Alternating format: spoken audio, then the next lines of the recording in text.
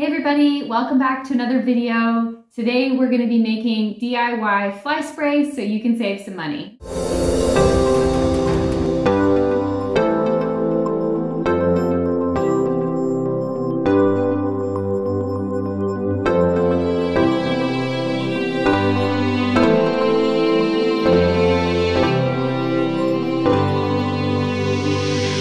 Summertime here in North Carolina, and we have tons of flies here at the horse rescue. So I'm trying to find money-saving ways to repel the flies and keep the horses happy. So in my area, fly sprays typically run from $20 down to between $8 and $10 for the lower priced fly sprays.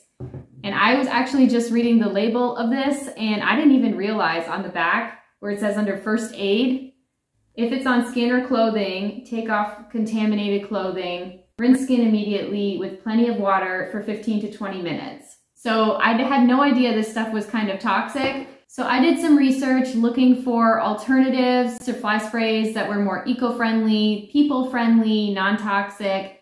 And basically I came up with my own recipe that involves a couple of different essential oils here. I've linked everything down in the description if you just want to go and buy all the products and make this yourself. I promise you it actually works. I've tried it out on my horses. I've tried it out on spaces like doors or floors, trying to keep the flies away from our tack room or feed room. So the recipe is actually pretty simple. There's only 4 ingredients. So let's get into the recipe. I've saved some of these old fly spray bottles just because I like the way that they spray. So let's get started.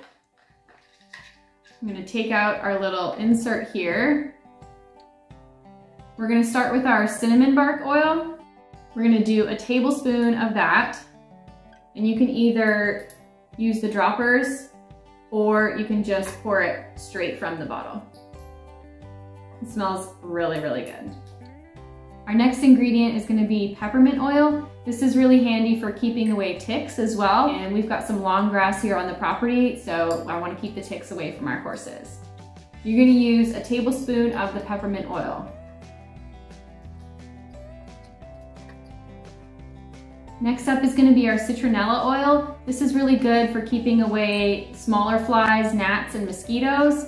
You've seen citronella candles. This kind of does the same thing.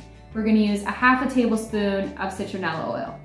And last up is our clove oil. This is going to be your heavy lifter. This repels a lot of your bigger flies, horse flies, deer flies, anything that is kind of like a blood-sucking fly. This will help prevent that from getting onto your horses. You're going to use 2.5 tablespoons of clove oil. And that's it. All that's left is to fill this up with water to about here, give it a good shake, and you're ready to go.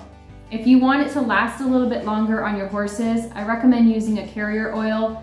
I'm going to experiment with a couple different variations on this recipe, so I might make a part 2, but you could try coconut oil. The important thing to remember is after you fill this up with water, is that every time that you go to spray your horses, make sure to shake it up because the oil and the water tends to separate and it won't be nearly as effective. We're going to use Chance here as our lovely fly model. He's got his pirate fly mask on, but he's got white legs, so the flies really, really love him. He's got blood on his legs. So it does a pretty quick takedown, kills the flies. And here's some slow motion of a fly actually trying to land on his legs and deciding not to. Do this leg.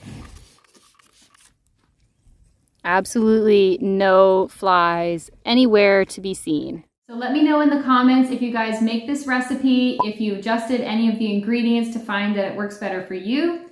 We are in central North Carolina, so this works pretty good for targeting the types of flies and insects that we have here.